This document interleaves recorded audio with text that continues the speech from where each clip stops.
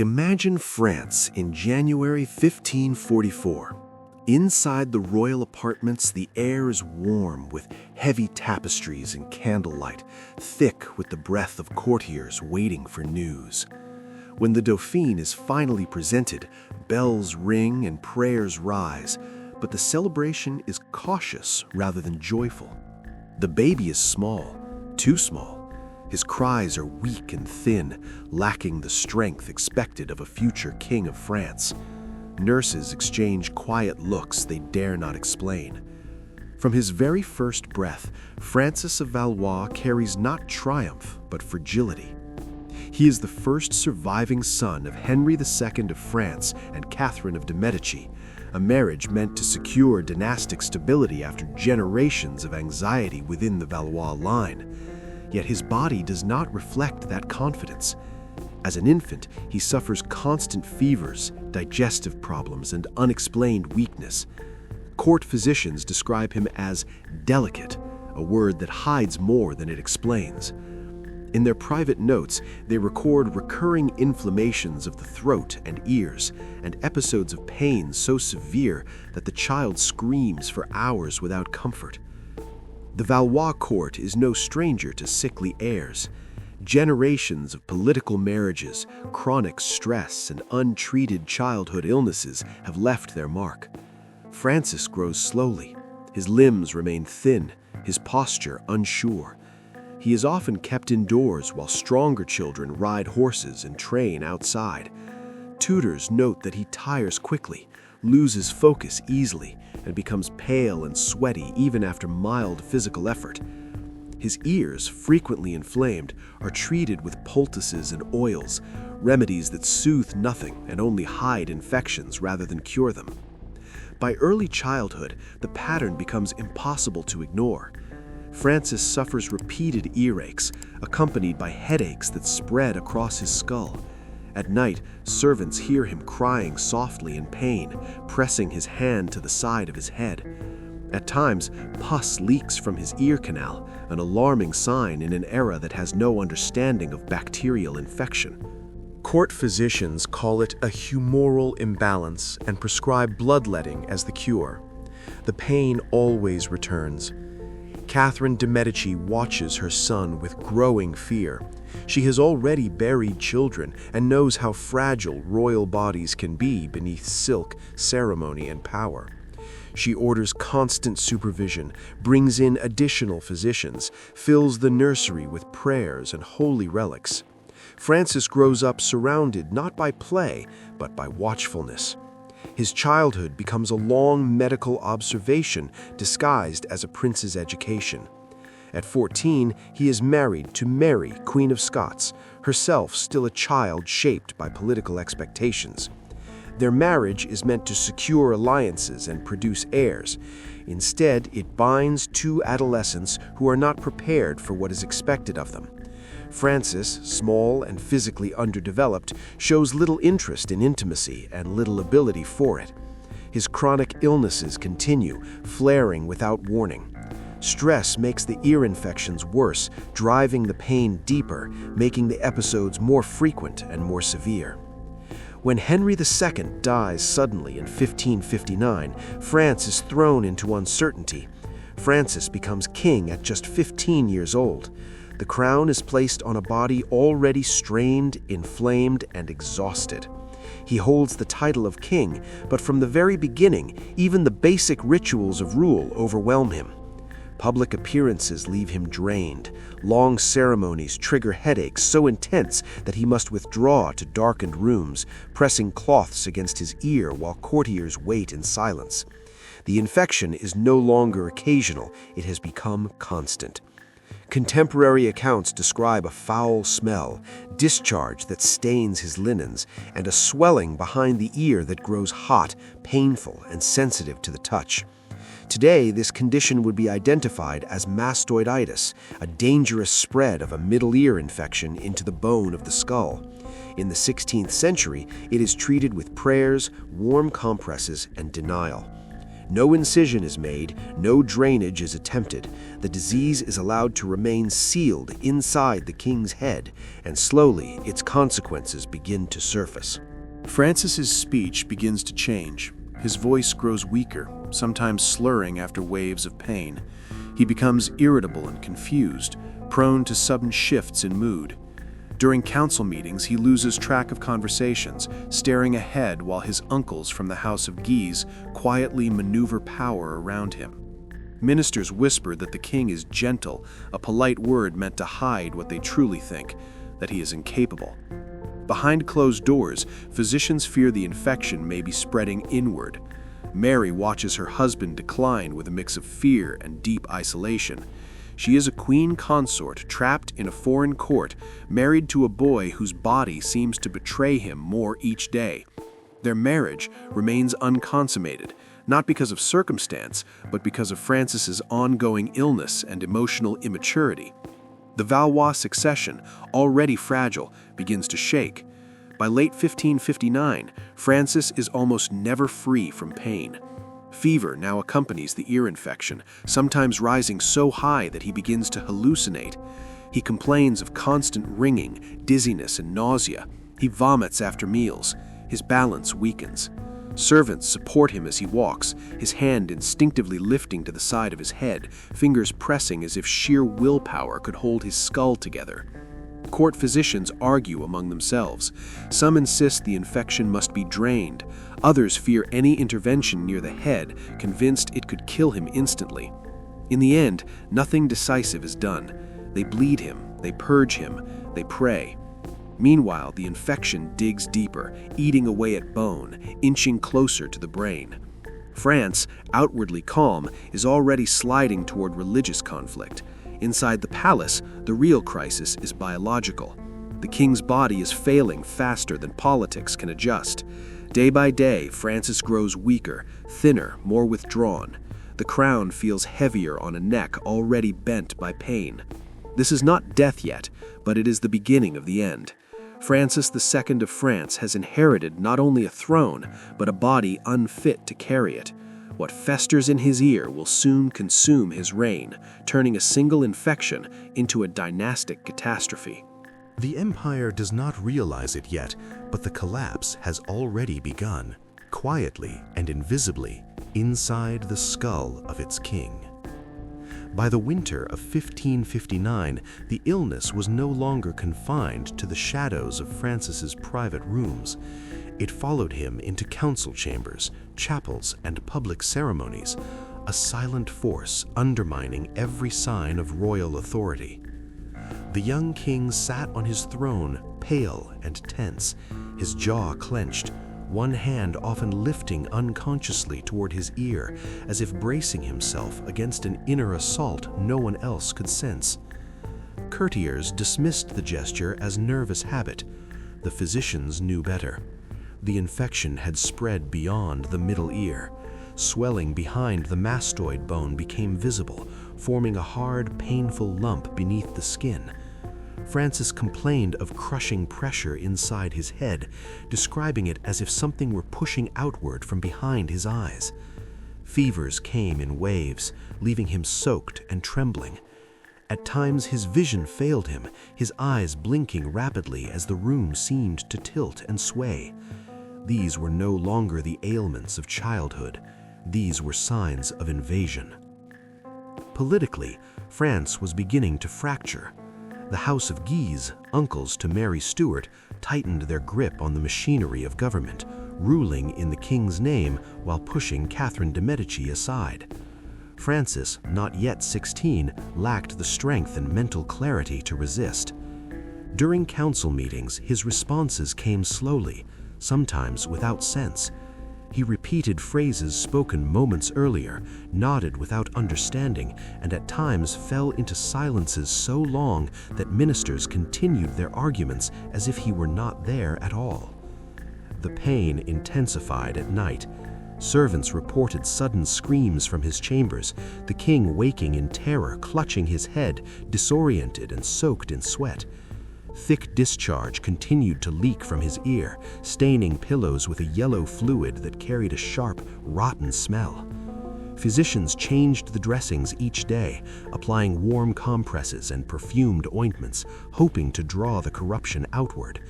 Instead, the swelling grew harder, a grim sign that the infection had reached the bone.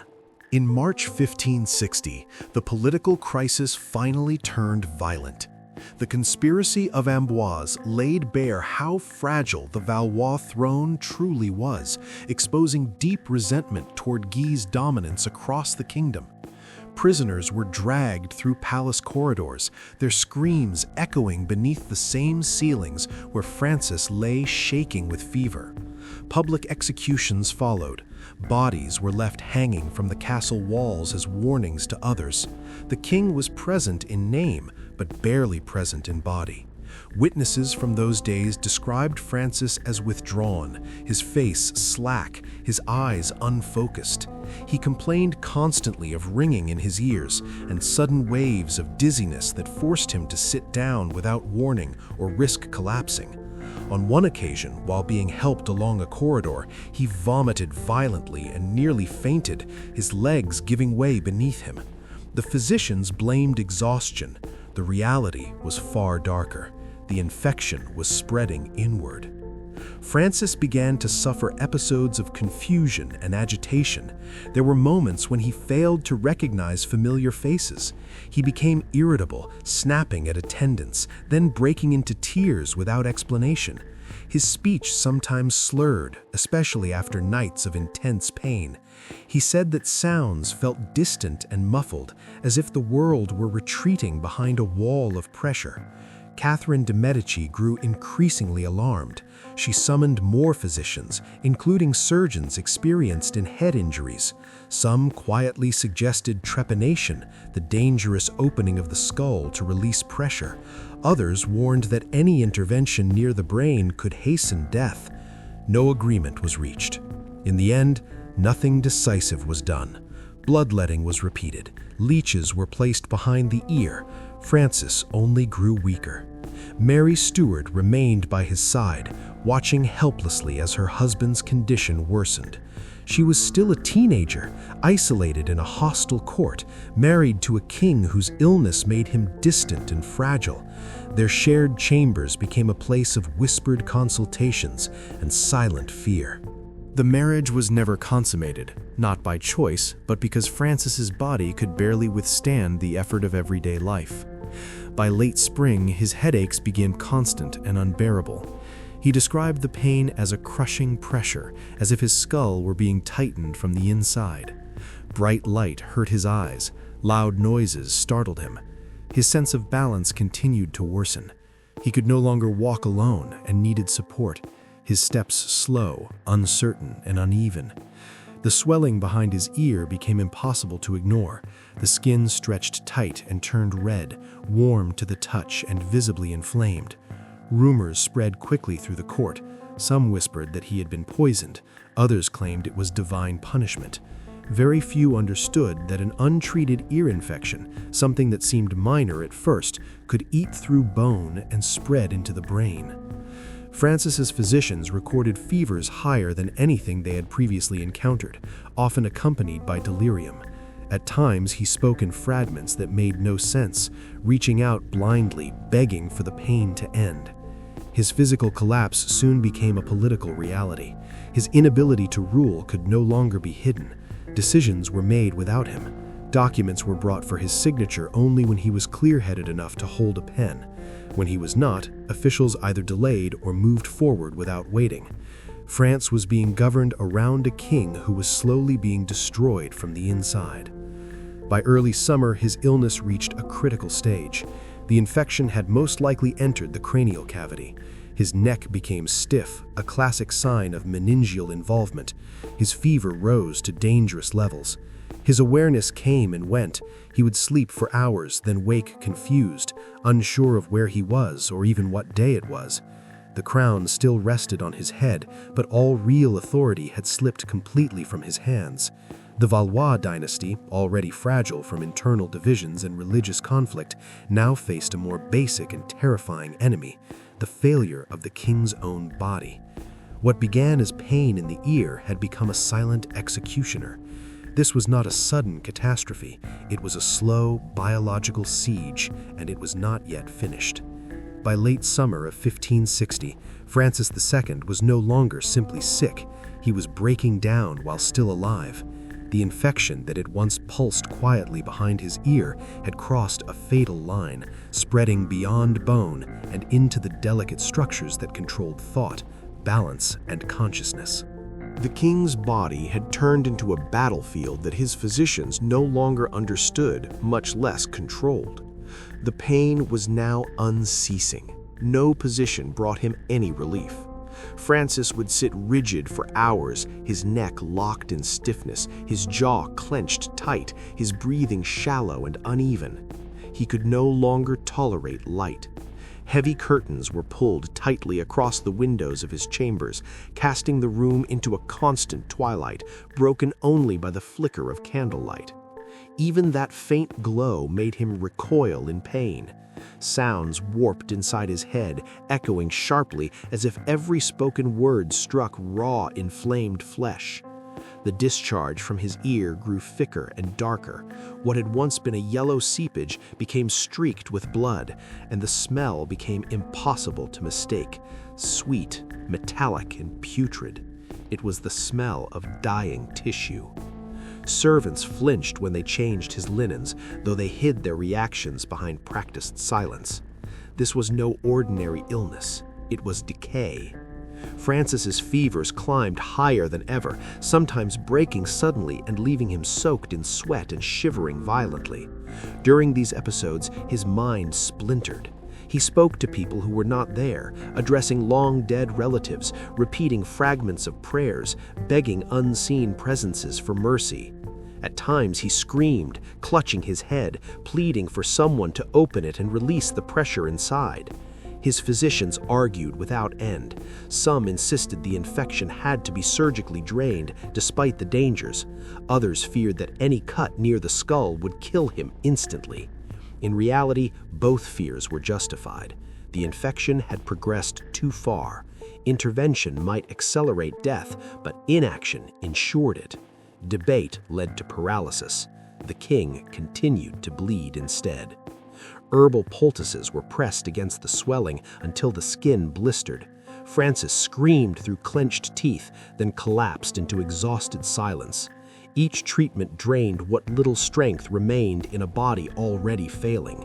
Neurological symptoms multiplied. One side of his face began to sag, the muscles loose and unresponsive. His speech broke down into slurred fragments, vowels stretched, distorted, and incomplete. At times he struggled to swallow, choking on water and coughing weakly as attendants held him upright. The infection had begun to disrupt the nerves that controlled his face and throat. Walking was no longer possible. When he was lifted from his bed, his legs shook violently, unable to support him. Vertigo struck without warning, sending sudden waves of nausea through his body. On one occasion, he collapsed while being carried, vomiting forcefully before slipping into unconsciousness. When he woke hours later, he did not recognize where he was. He asked for his mother, even though Catherine was standing beside him. Mary Stuart watched her husband's breakdown with growing terror. The boy she had married was disappearing beneath layers of fever, confusion, and relentless pain. By autumn, the king's condition was clearly terminal. His neck and back grew rigid, resisting movement, a clear sign that the infection had inflamed the membranes surrounding his brain. His awareness flickered unpredictably. At times, he seemed lucid for a few brief minutes, speaking softly, apologizing for his weakness. Then his eyes would lose focus, his body would stiffen, and he would slide back into delirium. The court, desperate to preserve the appearance of stability, limited access to the king. Public audiences were canceled. Decrees were issued in his name without his presence. France was now governed entirely through proxies, while its monarch lay imprisoned inside a skull filling with pressure and poison. Physicians recorded tremors in Francis's limbs, uncontrolled twitching that continued even during sleep. His pulse became irregular, sometimes racing, sometimes slowing to a frightening crawl. His breathing grew shallow, broken by long pauses that terrified those watching over him. Every symptom pointed to an intracranial infection, an abscess expanding inside the skull, compressing vital centers one by one. At night, the king sometimes wept, clutching the bedsheets, whispering that something was eating him from the inside. He knew he was dying. He knew the pain was not going to pass. He begged Catherine to make it stop. She could not. By November 1560, Francis II was barely recognizable. His face was drawn and colorless, his eyes sunken deep into their sockets, his body wasted by fever and starvation. He no longer had the strength to sit upright. His words, when they came at all, were scarcely audible. Saliva gathered at the corner of his mouth. The infection, left untreated, had taken over nearly every system it touched. The King of France was reduced to a body in constant suffering. His crown no longer mattered, his authority dissolved by infection, pressure, and medical failure. The Valois dynasty, already unsteady, now stood on the edge of collapse, undone not by rebellion or steel, but by disease festering in the darkness of a royal skull. The decline of Francis II had entered its final and most merciless stage. The infection that had begun in his ear and eaten into the bones of his skull was no longer confined to one place. It had spread throughout his body, poisoning his blood, compressing his brain, and dismantling the fragile coordination that still allowed him to speak, swallow, and remain conscious. For brief stretches of time, the king's chambers became a sealed sick room, shut off from daylight and from reality itself. His body no longer followed any stable rhythm. Fever burned without pause, broken only by violent chills that left him shaking uncontrollably beneath heavy blankets. His skin shifted between sticky heat and a cold that felt almost lifeless. Attendants noted episodes in which his pulse grew weak and irregular. His breathing became shallow, his lips tinged with blue. Each crisis appeared fatal, yet he continued to linger, suspended in a state between awareness and collapse. The neurological damage deepened. Francis endured long stretches of delirium, during which his speech became confused and fragmented, blending past and present, addressing people who were not there. At times he believed himself to be a child again. At others he seemed painfully aware of what was happening to him, whispering that his head felt as though it were splitting apart. He begged for silence, for darkness, for some release from the pressure that never eased. His physical decline was impossible to ignore. He could no longer sit upright without support. His neck remained stiff. His head leaned slightly to one side, as if the weight of his own skull had become unbearable. Swallowing turned dangerous. Even liquids triggered choking fits. He was fed thin broths by spoon, much of which spilled from his mouth as his muscles failed to work together. Saliva constantly pooled and had to be wiped away by servants who now moved around him with the quiet, practiced efficiency reserved for those who were clearly dying. The swelling behind his ear became visibly worse. The skin stretched tight and darkened in color, tense with infection trapped beneath it. At moments, it seemed as though the skull itself was pushing outward, struggling to break under the pressure. The physicians could no longer deny that an abscess was pressing dangerously close to the brain. Even so, no incision was made. The fear of causing immediate death outweighed the fear of the death that was clearly coming. What followed was paralysis disguised as caution. Mary, Queen of Scots, remained nearby, watching the final unraveling of the boy she had married. Their marriage, never fully begun, now ended in silence and quiet pity. The court, desperate to preserve the appearance of continuity, continued issuing decrees in the king's name. All audiences were suspended. Foreign envoys were told that the king was resting. In reality, France was being governed without him. Power flowed around a body no longer capable of holding it, while the crown sat heavily on a head already collapsing from within. As December drew near, Francis's condition became unmistakably terminal. He drifted into long periods of unresponsiveness. At times, his eyes remained open, glassy and unfocused, as if awareness had withdrawn while the body stubbornly remained. On several occasions, it was believed he had died. Each time, a faint breath or a small movement postponed the inevitable announcement. The physicians could offer little comfort beyond opiates, given sparingly out of fear that they might suppress his already fragile breathing. Pain relief remained limited. The suffering continued. By the first days of December 1560, Francis II of France was barely alive. His body was gaunt, his face hollowed, his skin pulled tight over bone. He no longer spoke. His breathing grew irregular, marked by long pauses that left those watching frozen in dread. The infection had completed its work. What remained was only the final retreat of life itself. The court waited. History waited as well. On December 5, 1560, Francis II of France died at Amboise. He was 16 years old. His death was quiet, almost anticlimactic after weeks of prolonged agony. One last shallow breath, a long silence, and then nothing at all. The physicians confirmed what everyone in the room already understood.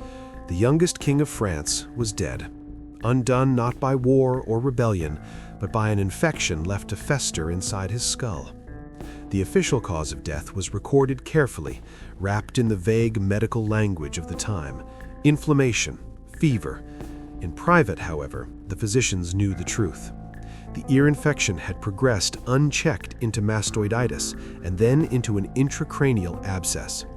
The brain had been compressed, poisoned, and inflamed until the vital centers could no longer function. It was a clear biological collapse, even if no medical textbook yet existed to describe it properly. No full autopsy was performed. The body of a king was not easily opened, and the Valois court had no desire to expose the intimate mechanics of royal decay. Still, contemporary accounts left little doubt. Witnesses described severe swelling of the head, discoloration behind the ear, and a foul odor that lingered even after death. These details, preserved in letters and official reports, point unmistakably to an advanced intracranial infection. Francis's death ended more than a single life. It destabilized a dynasty already weakened by factional struggle and religious tension. His younger brother, Charles IX, ascended the throne as a child, plunging France into a regency marked by violence and civil war. Mary, Queen of Scots, was abruptly widowed and politically stranded. Soon after, she was forced to leave France and return to Scotland, where her own tragic fate awaited her. The Valois line survived Francis II, but it never regained its balance. His death exposed the vulnerability of a monarchy built on adolescent bodies and inherited fragility. Within a few decades, the dynasty would collapse entirely, replaced by the Bourbons. Francis's short and painful reign became an unspoken warning, a reminder that crowns offer no protection against biology. Modern medicine leaves little doubt about what happened. An untreated ear infection, trivial by today's standards, became fatal through neglect, fear, and ignorance. Antibiotics would have saved him. In the 16th century, they did not exist. Instead, bloodletting and prayer only hastened his decline, while the infection continued to advance unchecked. Francis II was not incompetent, weak, or cursed. He was a teenage boy whose body collapsed under conditions that no one around him truly understood. His suffering was prolonged by the very system meant to protect him. A court frozen by protocol, reverence, and fear of intervention allowed his condition to worsen day by day. Today, his portraits show a pale, fragile youth with uncertain eyes. They hide the reality of what he endured. Behind the polished surface were months of relentless pain, confusion, and physical breakdown. Beneath layers of silk and ceremony was a body overwhelmed by infection, a nervous system under siege, and a mind slowly drowned by pressure and fever. The story of Francis II of France is not one of dramatic execution or heroic death on the battlefield. It is quieter and far more unsettling. It is a story about how power can be undone by neglect, how entire dynasties can depend on the health of a single skull, and how biology remains indifferent to crowns. His reign ended the way it began, not in triumph, but in fragility. And within that fragile body, the Valois monarchy revealed its most human truth. No amount of ceremony can stop flesh from failing when it is left to rot from within.